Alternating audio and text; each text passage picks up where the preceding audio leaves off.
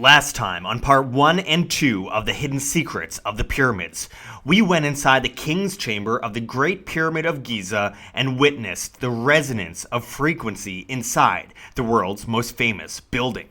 We studied the so-called graveyard, which included countless megalithic shafts. We then studied the perfect stone-cutting methods employed on the granite, which was shaken loose from the second pyramid of Giza in an earthquake.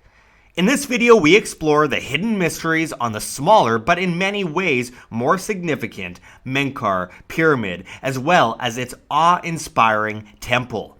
And one cannot forget about the Sphinx. Stay tuned, you won't want to miss this video.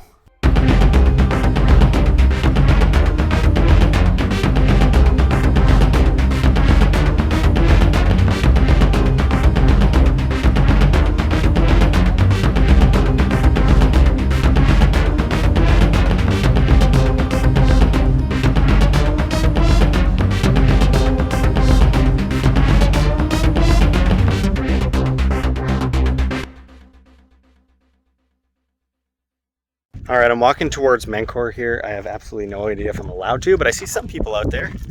So, on we go to Menkaure.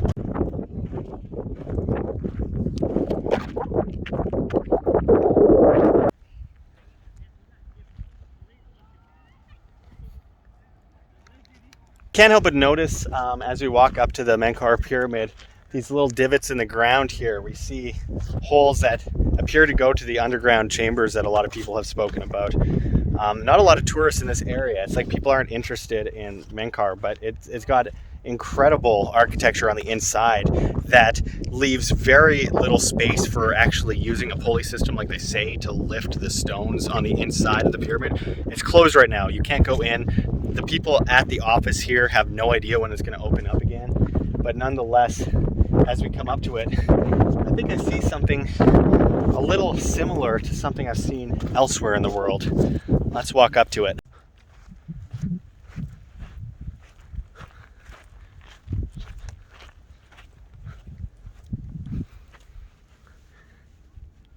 Surely you guys have seen the H stones by Pumapunku and Tiwanaku.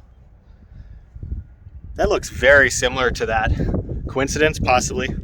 Interesting? Absolutely.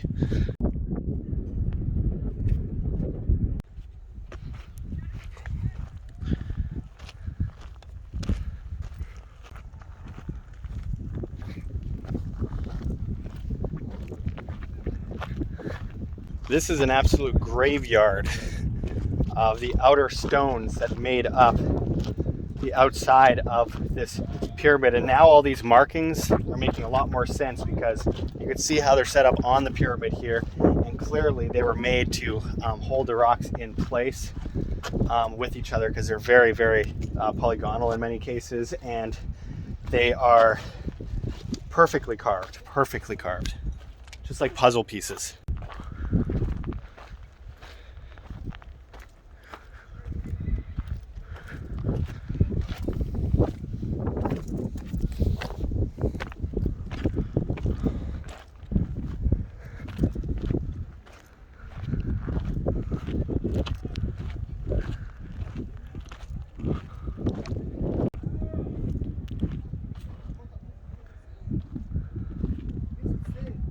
Here you could see the notches I speak of coming out of the stone. Very, very interesting to see in person. They're bigger than I remember seeing online. And the collapsed rubble over here.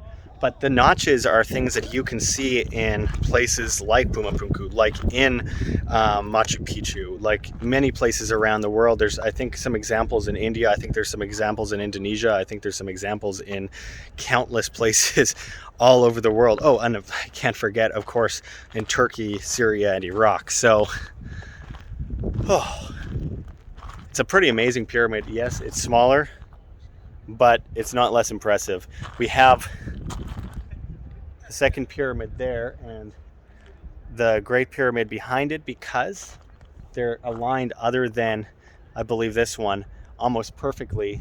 If you align this one just slightly off, though, it is perfect when compared to Orion's belt, like I mentioned.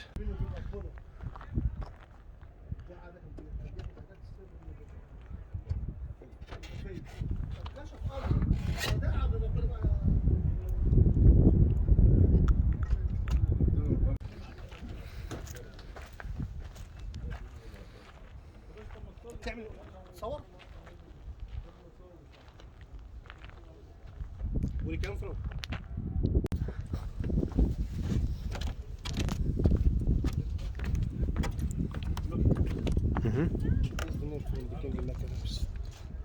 Wow. These people with you? Yeah, they're pretty astonishing stones. I mean, to see all those notches on them, there were more noticeable around the doorway. The gentleman there brought me up the stairs to see what says is the name of the pharaoh. Who's to say that it was made at the time? It's barely indented into the stone. Very, very minor engravings versus carving all around it that is way more substantial. So again, it was very common for pharaohs to take ownership over already magnificent places to the gods, that they say anyway in their past. This lost civilization that came from this the waters of the primordial waters, like they say in the Edfu building texts. Basically, they say a circular island in the middle of the water, and the seven sages told Thoth this, and that is where they get a lot of their culture from. So it's interesting because obviously the pharaohs wanted to be revered like gods, so many of them would have their names literally put on other places that were there for a long time and revered from the former civilization that existed before them.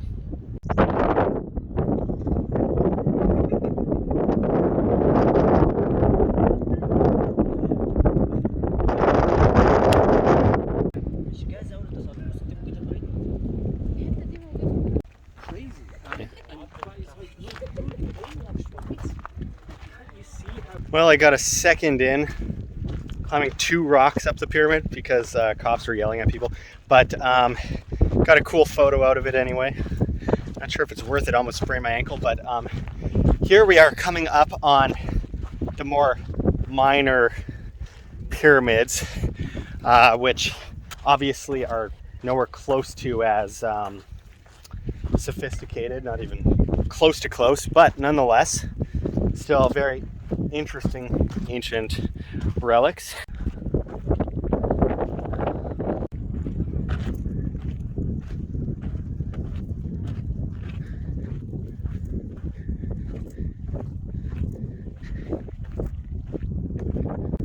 To me, it would be more interesting, or more realistic, I should really say, that the dynastic Egyptians built these next to this already existing. I mean, I'll give you an example here. Look at the size of this almost perfectly cut stone here. Absolutely enormous. I mean, seriously, look at this. It's huge. I can see them doing this, but then to build a pyramid like this, using pieces like this, it just seems unrealistic, doesn't it?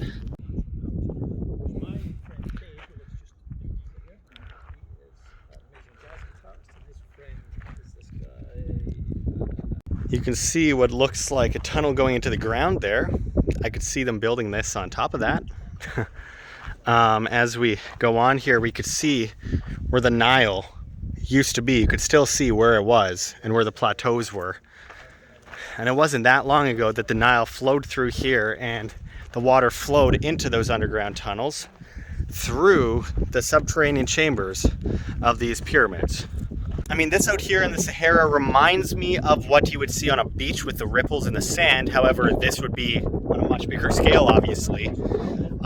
Basically pushing all the weaker stones out of the way and creating little bumps and hills and waves in the sand. And you could see that for as far as you could see out there. Definitely, this was underwater. And there's probably still water under the ground here. Oh, you know what? I just found something that may change my mind on the smaller pyramid. Let's check this out.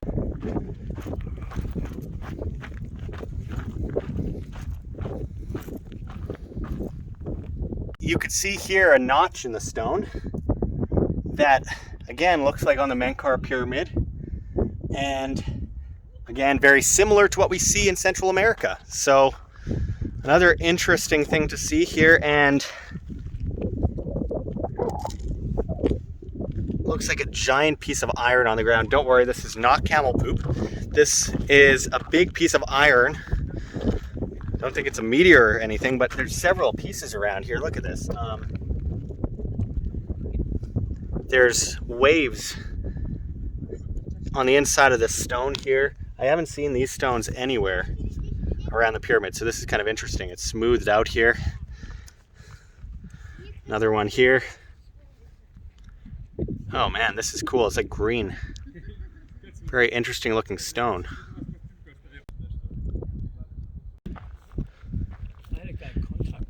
It's pretty amazing the amount of stones on the ground that came from the pyramid. This is like the granite pieces that fell off of the outside of Menkaure. I'm just wondering how many people come around here and pocket some of them. It wouldn't be difficult at all. I don't suggest it, but definitely would not be difficult.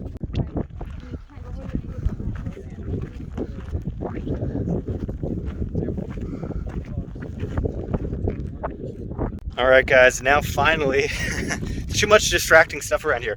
I'm finally heading off out there towards the Sphinx. Somewhere around this way. I'm sure I'll find it.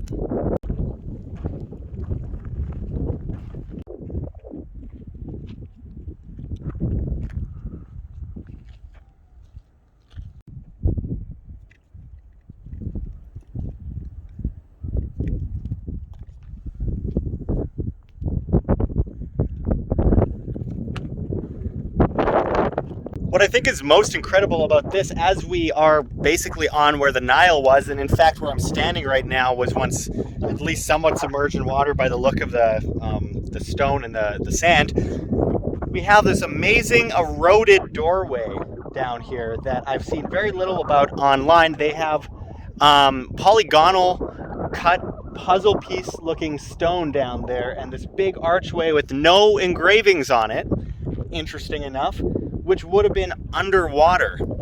So, I don't know, maybe someone has a theory, but riddle me that. I would love to hear it. And then we have, of course, the pyramids behind us. So, why is there a big underwater ancient tunnel? Obviously, people have piled stone in recent ages, and there's some new rock down there, but the original doorway into that looks like that of what we see in Petra in Jordan, which is pretty substantial. Or was it for people to walk through, or was it for something to go underwater into this area, or was it just a tunnel made underwater to flow underneath the pyramids with these huge underground tunnels that reach from the Nile all the way through to where the river went in front of the Sphinx, of course. Forgot leads technically all the way to Saqqara and possibly further, but there's still a lot of investigations into that we are hearing nothing about.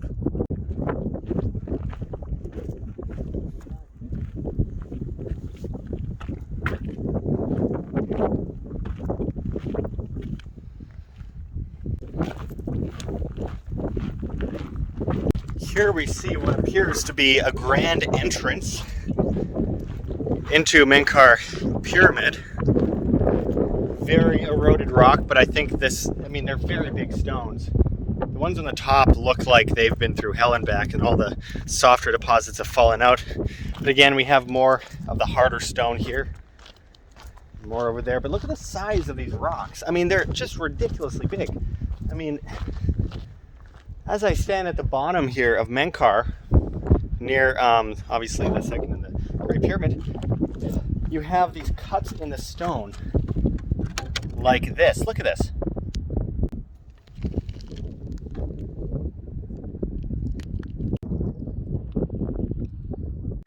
I mean, without a doubt, that's sophisticated, and without a doubt, that's like precision cut. And how, you may ask? That's a good question. No one seems to know. Meanwhile, this is so old and eroded that it's just hanging off in little deposits here. Incredibly old. Entering into this one little area where we have carving in the stone, which is pretty well done as well. And again, very, very eroded. And then if you look closely here, is that even water erosion, or was this cut all the way through? Because it looks like it could be water erosion, but it's almost like It's almost perfect.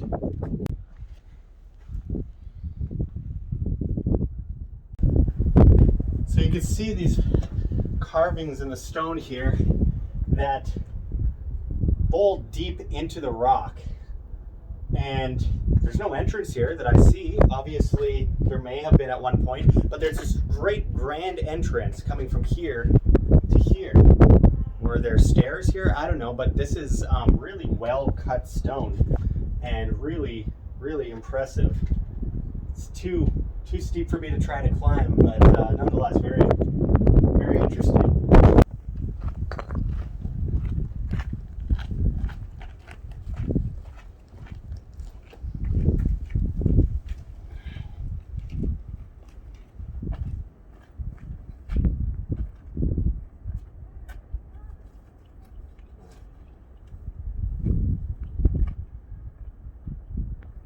Oh wow.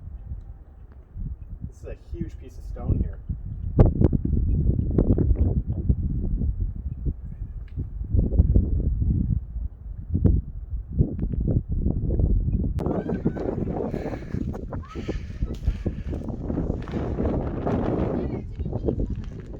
Look at this carved out stone here. Not just what they would call a temple right there, but look at these, what look like almost benches. I wonder if I can hop down from here. I think I can. Watch out behind you there. Look at the lip that's carved out there. Yeah.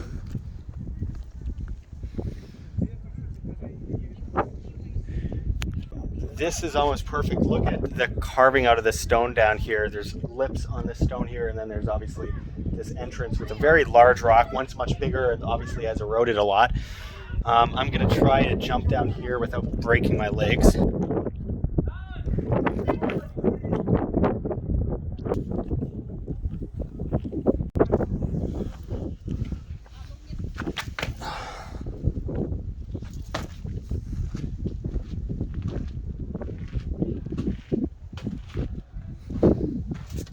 Wow.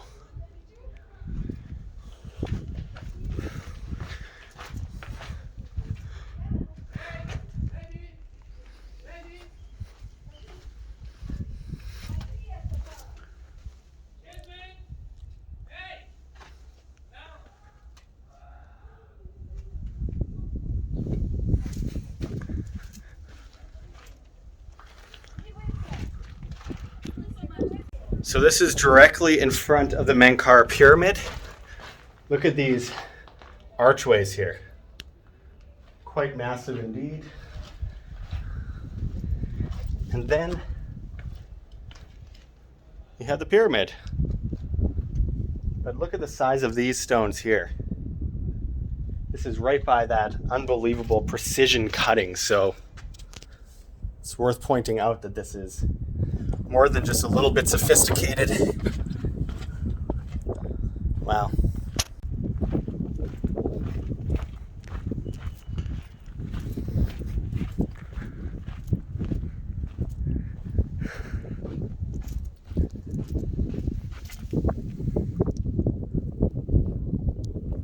Not quite sure I want to climb in there, but we'll go it this way. If we can. Where am I? Ay. Okay, I have to go around. You can see some notches right there that are quite interesting. And then this, which I hopped down from previously. Look at the size of this stone here. It's unbelievable.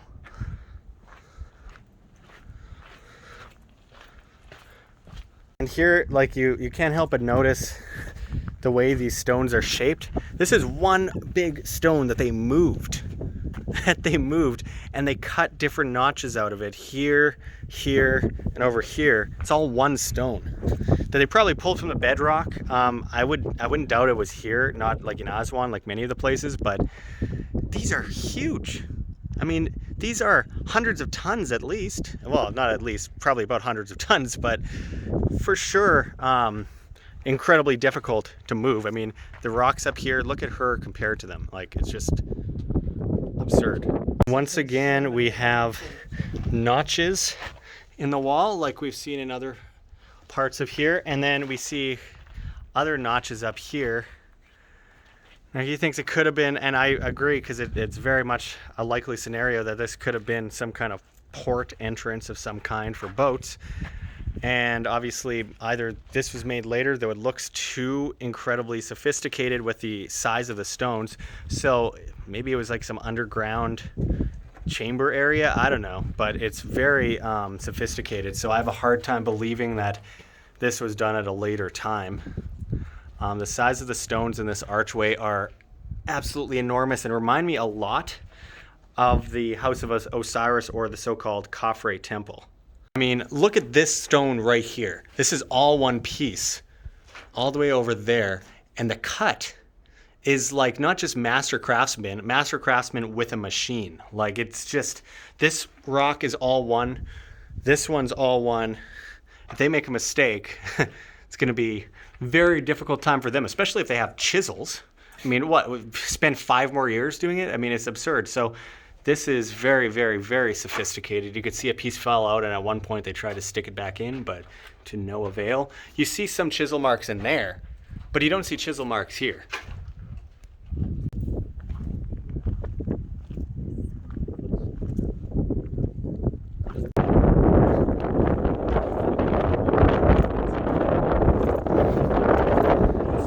All right, again, one more distraction before we get to the Sphinx. There's something here that I want to check out, because this would have been underwater. So why is there a tunnel there? Well, let's find out.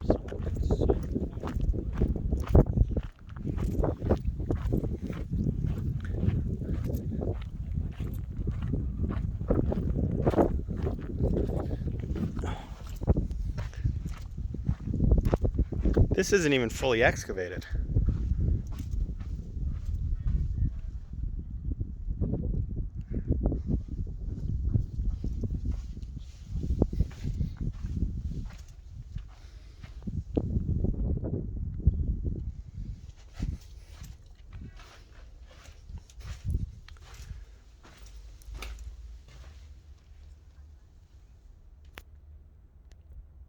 Well, clearly a few too many people have used this area as a bathroom, but this was underwater, so I'm just wondering when it would have been built, because it doesn't look super sophisticated or anything, but it's definitely well eroded, so it's definitely very old. Then you have these H-shaped blocks here, and then if you look closely, you can see carving in the stone here. Too much mystery here, not enough answers.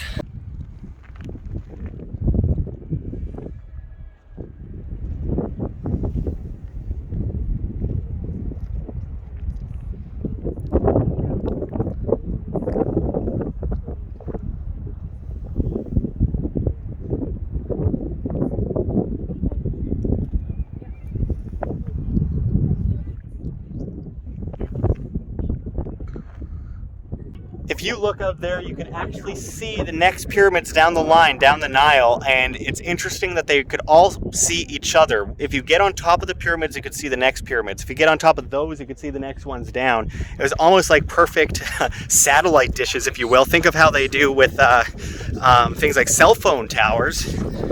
They need to be seen by the next one over, and they have repeaters and everything. I'm not saying that's what it is. It's just an interesting thing to note in context.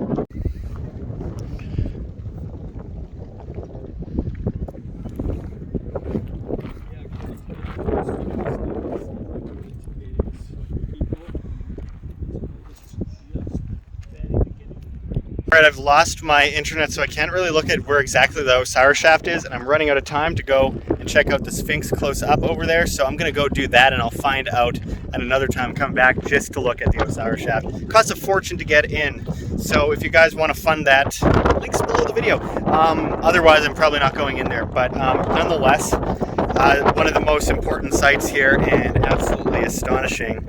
Not a lot of people know about it, but I think it's probably one of the most interesting places here in the necropolis.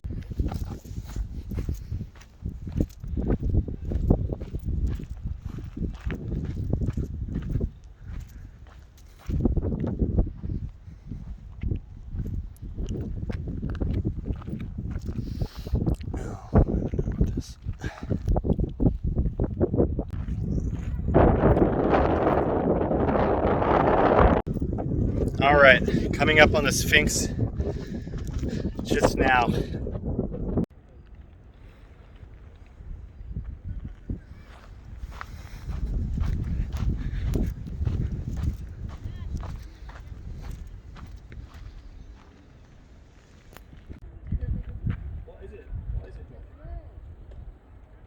You can't walk between the Sphinx and the second pyramid without seeing an enormous amount of shafts down deep into the ground here.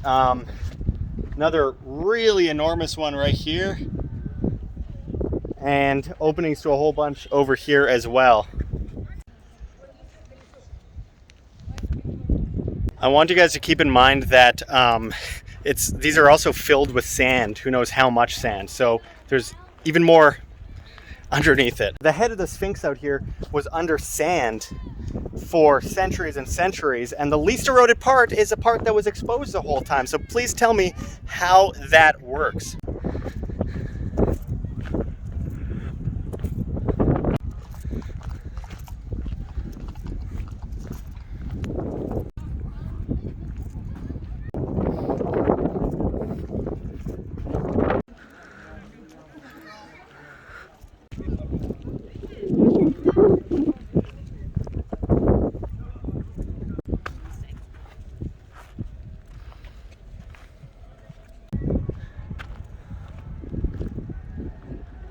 Here we see the former House of Osiris, later the Temple of Khafre. So I'm going to walk in here before I go to the Sphinx, and it's some of the most sophisticated stone structure in all of the Giza necropolis.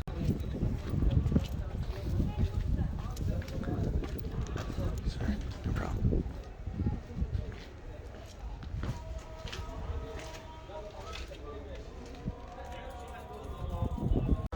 These rocks here are absolutely massive. They had that side closed off, so I'm not sure if I could even go in there, but this was unlike any other structure in Egypt. And again, all the places dedicated to Osiris tend to be the most sophisticated and don't match anything in ancient Egypt. They call it Khafre's Valley Temple. It is not the Valley Temple. This is the House of Osiris. That's what the ancient Egyptians called it. And the stones are bigger than anywhere else on the Giza Plateau that I know of. It's a lot of humming going on in the distance here, and there's basically no hieroglyphs at this site. Here you can see the Sphinx in the background as well, which is a pretty awe-inspiring sight.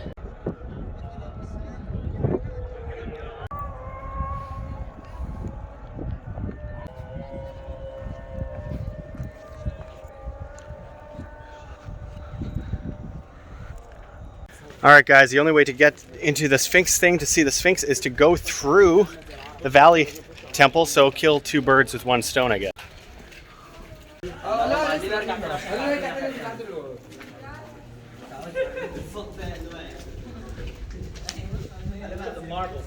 Wow.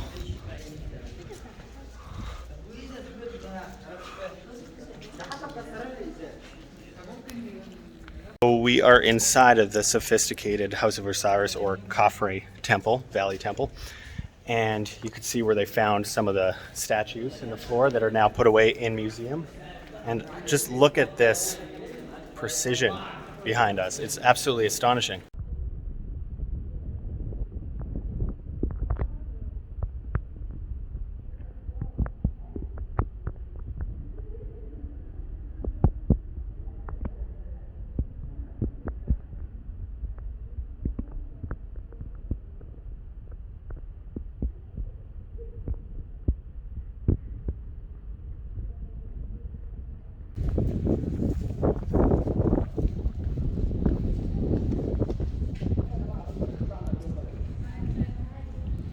On you, sir.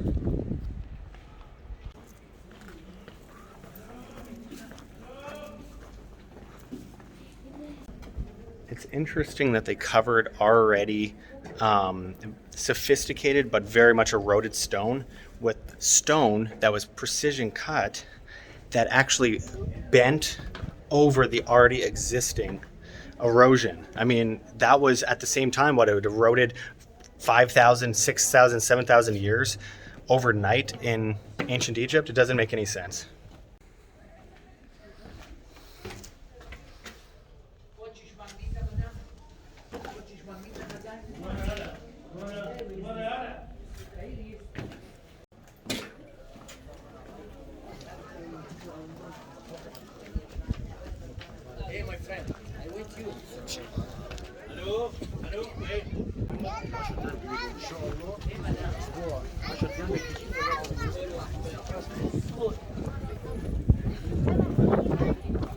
And here we are at the Sphinx.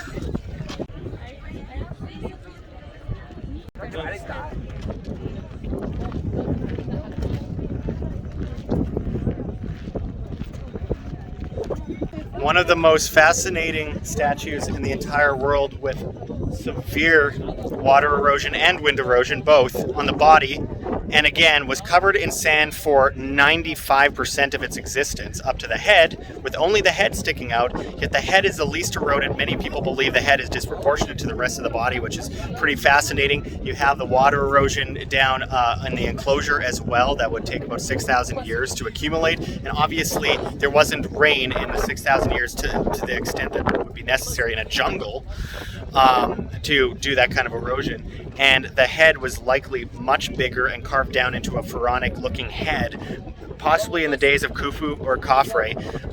This is very, very controversial, but nonetheless very, very important to point out that those renovations down there are from dynastic Egypt, built over top of the erosion around the same time that the Sphinx was supposed to be built. How does it make sense to anybody? It's been proven, especially via dating rocks via geologists. Some of the best geologists in the world have looked at this site and have won prizes and awards for their research into the erosion here. But we're still supposed to believe that this was built next to the pyramids around the same time as the pyramids. It's absurd. This was likely the oldest thing built here, other than the Valley Temple or the House of Osiris, other than possibly underground subterranean chambers that are likely to be underneath this, as ground penetrating radar has shown. There's a massive underground a hole of some kind of subterranean chamber just in front of the pause, which they interestingly, as people were starting to research it, started putting wooden planks over top of several years ago.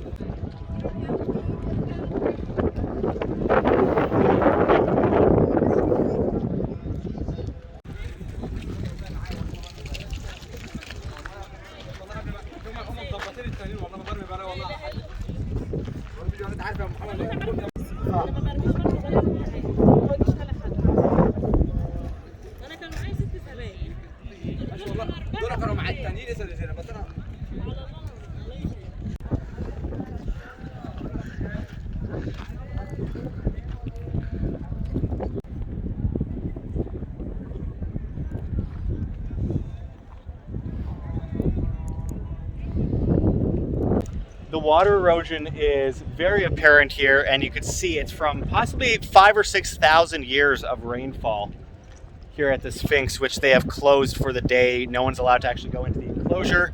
But again, check the links below if you want to support our work, and we will go down there. Almost every single ancient civilization has the exact same origin story, a Zeptepe, if you will, like they say in ancient Egypt, around 10,400 BC, a massive flood wiping out the ancient civilization. From the primordial waters rises this so-called god, or perhaps just a highly advanced individual who, compared to the hunter-gatherers who survived the cataclysm, seems to be a god. Bringing the knowledge from the past civilization unto the new civilization, resettling, creating great architectural feats, being able to bring language and civility to civilization. And then suddenly all of the advancements of this ancient civilization, the precursor of the later civilizations, disappears. Architecture gets worse as time goes on, and the knowledge simply disappears. I think it's worth asking questions as to why and how that happened. Whether you call it Atlantis or the homeland of the primeval ones, as they say at the Edfu building texts, which I visited, there are questions to be asked. And of course, every time we answer one of those questions, we end up with 10 more. That's how mysteries work, my friends. I hope you guys stay tuned for our later videos on Egypt. I go to some sites that no one has seen on video, some of the most important sites in Egypt. We also got the entire Great Pyramid of Giza to ourselves, and we climbed through chambers that you've probably never seen on video before as well. We went to the Osiris shaft later on, thanks to the Kemet School of Ancient Mysticism and the incredible work of Yusuf Awiyan. We travel all over Egypt with Jimmy of Bright Insight and Ben from Uncharted X. We go to Edfu. We go to throughout Luxor, Karnak. We go to Aswan. You won't want to miss our upcoming videos. They are truly groundbreaking. But for now, we will call it a day. Make sure to hit that like button on this part 3 of Hidden Secrets of the Pyramids. And make sure to share on social media. We are banned from YouTube, completely purged from our World Alternative Media account, which had 155,000 subscribers and countless documentaries from ancient sites all over the world, including places like Karahan Tepe, and places like the Hellenikon Pyramid in Greece. Everywhere in the world, all these amazing sites, the documenting that we did that no one else has done, erased. So make sure to find us on BitChute, LBRY/Odysee, as well as float.app. Join us on Twitter at World Alt Media and, of course, on Instagram. Stay tuned. You won't want to miss what we have in store for you. I'm telling you, it is the most insane footage and documenting I think we've ever done. Also check the links below for ways that you can fund us. GoGetFunding.com is one of our links. We were banned from GoFundMe one day before YouTube banned us, and they never told us until recently. Well, we figured it out ourselves, actually. We are also on Patreon, and we are on Subscribestar. We have a Bitcoin address below.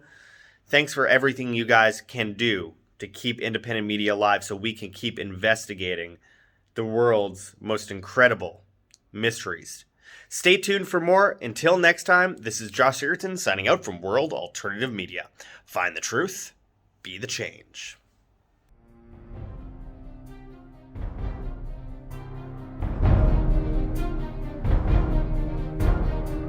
I'm sure you have already changed people's minds in your young age because you're involved, and I like that.